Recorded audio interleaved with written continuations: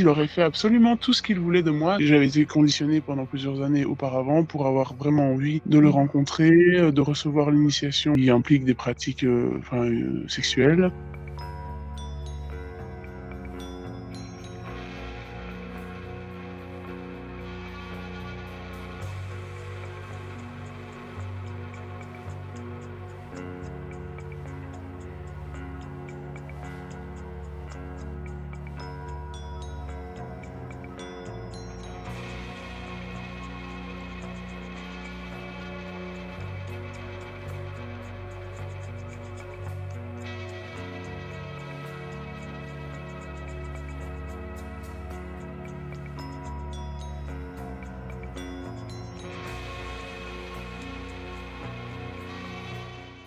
Des stages qui se passent un peu partout dans le monde, notamment au Danemark. C'est des stages qui sont payants. Le stage de 5 semaines à Costinège, c'était peut-être entre 3 et 500 euros pour les 5 semaines. Mais vu qu'il n'y a pas de prix de main-d'œuvre pour ceux qui cuisinent et s'occupent des locaux, forcément c'est tout bénéf. Il y a des gens qui sont des adeptes et qui donnent à moitié, si pas plus, de leur salaire tous les mois. Ils se présentent comme une école de yoga, de tantra, nous sommes tous, on a le cœur ouvert. J'ai une situation financière qui m'a permis de ne pas tout le temps vivre en ashram et d'avoir mon chez moi, alors que d'autres personnes qui n'ont pas de moyens financiers comme les miens, qui sont dépendants matériellement, donc ils n'ont pas de permis de travail, c'est ce qu'ils appellent le karma yoga. Il n'y a pas besoin de salaire parce qu'en fait le salaire c'est l'état de dévotion dans lequel je pratique la chose. Sous couvert de spiritualité, du trafic en fait, il y a une forme de prostitution via des sites similaires à Camcat. J'avais des connaissances qui se faisaient payer pour faire des choses, disons, érotiques face caméra.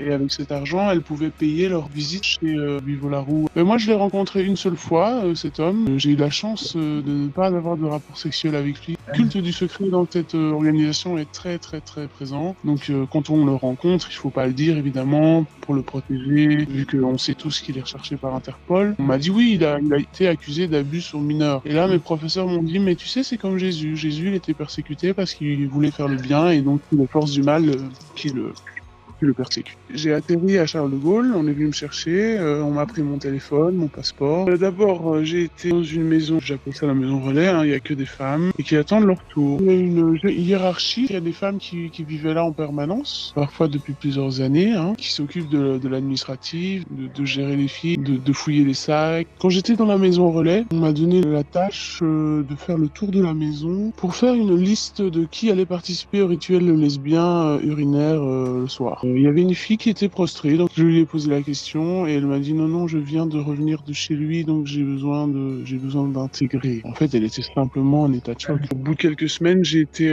appelé à le rencontrer. J'étais assise sur un lit à tenir les mains de monsieur. On se regardait dans les yeux, il me parlait. En fait, il aurait fait absolument tout ce qu'il voulait de moi à ce moment-là, puisque j'étais dans un état de transe. J'avais été conditionné pendant plusieurs années auparavant pour avoir vraiment envie de le rencontrer, de recevoir l'initiation qui implique des pratiques sexuelles. La femme va boire de l'eau, elle a dû bénir l'eau 10 fois elle-même, et donc au moment du rapport, c'est boire l'eau, après 49 minutes exactement, le Vivo-la-Roue boit l'urine à même le sexe de la femme, et puis c'est la femme qui va boire ce qui sort de cet individu. Ce qui est présenté par le gourou, est-ce que c'est un grand texte de 500 pages qu'on doit lire avant de recevoir l'initiation. Le but qui est présenté, c'est d'échanger des qualités l'un avec l'autre. Boire l'autre, c'est pour acquérir et amplifier des qualités en nous. Il y a tout un lavage, un délavage, un relavage sur lavage du cerveau. Ce qu'il a fait, le Vivo-la-Roue, c'est qu'il a pensé plus qu'avec sa bite, mais sans vouloir même l'admettre, et que tout ce qu'il voulait, c'était se taper des vierges pour être illuminé et boire leur urine pour être jeune à jamais. Il a pris plein d'éléments